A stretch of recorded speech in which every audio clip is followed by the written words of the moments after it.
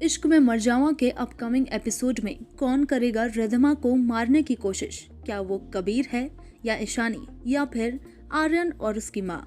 Well, show अब एक बेहद ही इंटरेस्टिंग मोड पर आ चुका है क्योंकि वंश और रिद्धिमा के दुश्मन अब सिर्फ एक नहीं, दो नहीं, बल्कि तीन दुश्मन हो चुके हैं।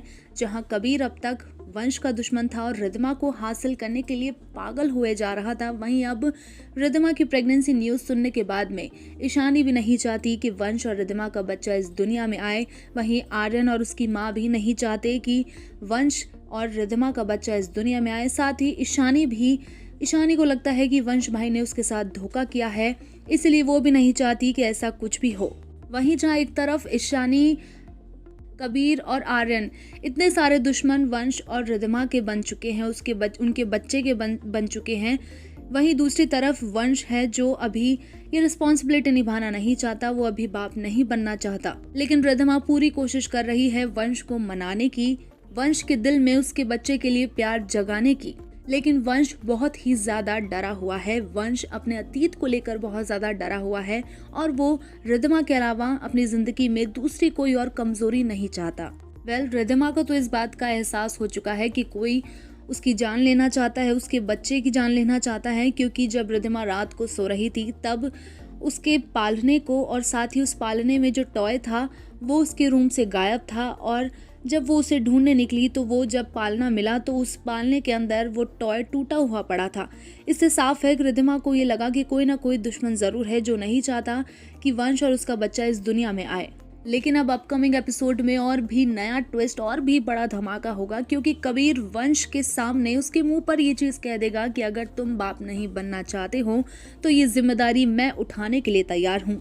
मैं रिद्धिमा और उसके बच्चे को अपनाने के लिए तैयार हूँ और उसके बच्चे को एक बाप का प्यार देने के लिए तैयार हूँ।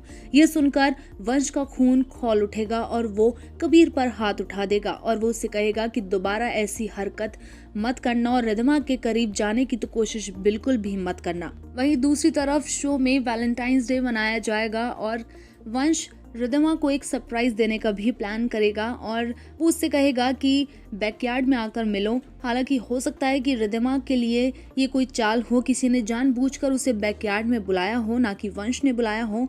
रिद्धिमा ये सोचकर कि वंश ने उसे बुलाया है वो बैकयार्ड में पहुंच जाएगी और वहां पर आर्यन की माँ और ईशानी वहां पर होंगे और वो दोनों ही रिद्धिमा के पीछे जाएंगे।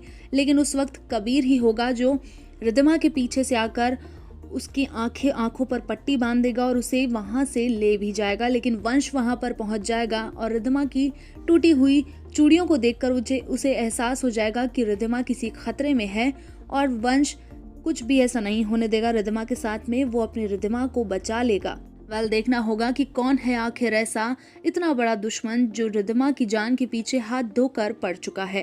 वेल, आपको क्या लगता है कौन होगा वो जिसने रिद्धिमा पर इतने अटैक्स किए?